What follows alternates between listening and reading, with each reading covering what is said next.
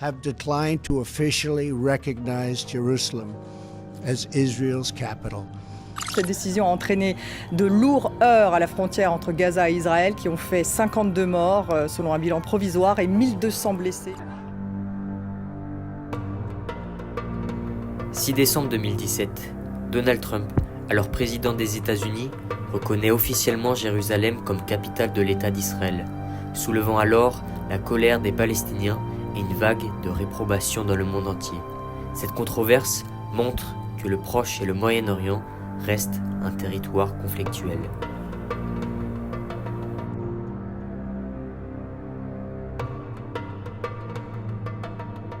Essayons de voir comment le Proche et le Moyen-Orient ont constitué un terrain d'affrontement entre les deux grands blocs lors de la guerre froide. Tout d'abord, rappelons que le Proche-Orient désigne traditionnellement les régions de l'est du bassin méditerranéen, de la Turquie jusqu'à l'Égypte. Le Moyen-Orient se définit comme l'ensemble des pays de l'Asie de l'Ouest et du Sud-Ouest, de la Turquie à l'Iran, voire l'Afghanistan, et du sud du Caucase à la péninsule arabique, ensemble qui comprend en outre l'Égypte.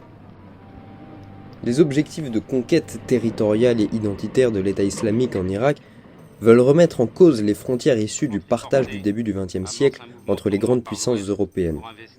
Ce nouveau conflit, en même temps qu'il prend des formes nouvelles, s'inscrit dans la longue durée de conflictualité de la région.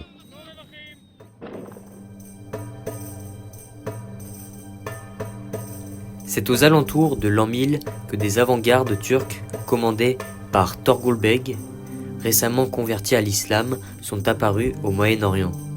Ces troupes prirent le pouvoir à Bagdad, la capitale de l'Empire arabe, et leur meneur s'octroya le titre de sultan. La région resta sous domination turque jusqu'en 1918, date à laquelle l'Empire ottoman perdit toute influence sur les Proches et Moyen-Orient au profit de deux puissances occidentales, la Grande-Bretagne et la France. Dès lors, et pour longtemps, la région constitua bien malgré elle une arène dans laquelle s'affrontèrent les grandes puissances. À la fin de la Seconde Guerre mondiale, la Grande-Bretagne, qui ne parvenait pas à régler le problème entre sionistes et arabes, se désengage du conflit qui mine la Palestine et confie le dossier aux Nations Unies. Dans le contexte de l'après-Shoah et de la vague de culpabilité qu'entraîne la découverte des camps d'extermination, la création d'un État d'Israël sembla totalement légitime. En novembre 1947, l'ONU vota le partage de la Palestine entre un État d'Israël, sur 56% du territoire palestinien sous mandat, et un État palestinien, avec Jérusalem sous contrôle international. Le 14 mai 1948, l'État d'Israël fut proclamé. Le lendemain, l'Égypte, la Transjordanie, le Liban et l'Irak, qui refusaient la partition de la Palestine, entrèrent en guerre contre le nouvel État. Au terme de cette guerre, Israël contrôlait 78% de la Palestine.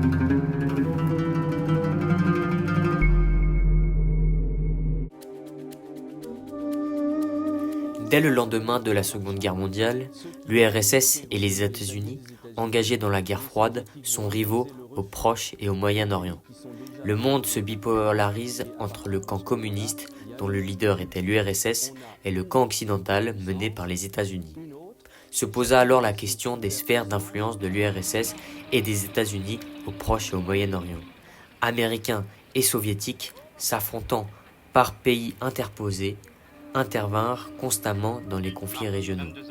En fonction de leurs intérêts, les États arabes et Israël choisirent de s'allier à l'un ou à l'autre.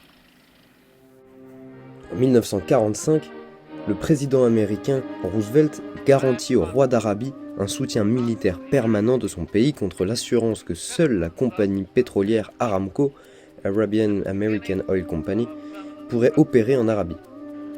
Les États-Unis étaient alors la seule grande puissance à ne pas avoir cherché à coloniser la région et le roi Ibn Saoud haïssait les Anglais.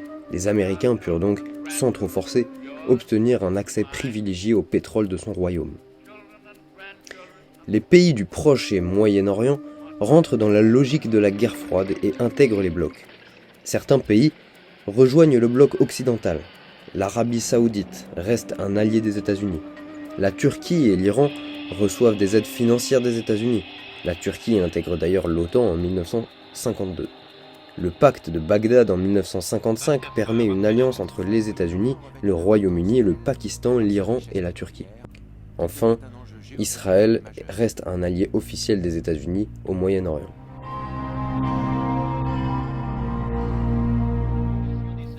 L'URSS s'appuie sur le nationalisme arabe pour s'installer dans la région. Elle devient un soutien de Nasser qui prend le pouvoir en Égypte en 1952 et incarne ce nationalisme. Elle dénonce l'État d'Israël et défend la cause des Arabes palestiniens. En 1956, Nasser, président de l'Égypte, proche de l'URSS et ardent défenseur du nationalisme arabe, décide de nationaliser le canal de Suez. Une coalition entre les Britanniques, les Français et les Israéliens attaque l'Égypte. L'armée égyptienne subit des défaites et doit se replier. Cependant, l'URSS menace la coalition d'une riposte nucléaire. Pour calmer la situation, les États-Unis exigent le retrait des forces occidentales. Nasser remporte alors une éclatante victoire qui marque le recul définitif des Européens dans la région. Suite à ce conflit, Israël est définitivement considéré comme un État pro-occidental. L'Afghanistan était, comme à peu près tous les États du Moyen-Orient, profondément marqué par les divisions ethniques et religieuses. En 1918, des communistes y réalisèrent un coup d'État et mirent en place une république pro-soviétique. Ils étaient bien sûr soutenus par l'URSS qui voyait là une occasion de contrôler un accès aux ressources pétrolières du Moyen-Orient et de se rapprocher des mers chaudes. Ce qui a toujours fait la spécificité de cette région sur l'échiquier mondial, il s'agit du pétrole. Il ne disparut d'ailleurs pas avec la chute de l'URSS et du bloc de l'Est. Ainsi, les États-Unis demeurant la seule superpuissance de la planète, ils se donnèrent le rôle de gendarmes du monde, ce qui leur permit, et leur permet encore, de préserver leur approvisionnement en hydrocarbures. Désormais, la question palestinienne est considérée comme l'élément clé de l'instauration de la paix au Moyen-Orient. L'administration du président Clinton s'implique fortement dans le processus et presse Israël de s'y investir efficacement.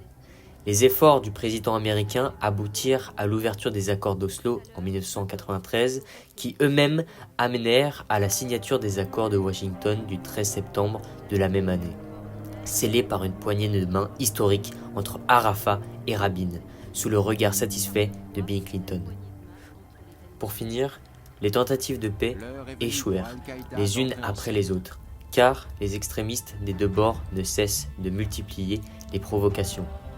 Mais les États-Unis continuent de s'y investir activement en faveur d'un règlement du conflit.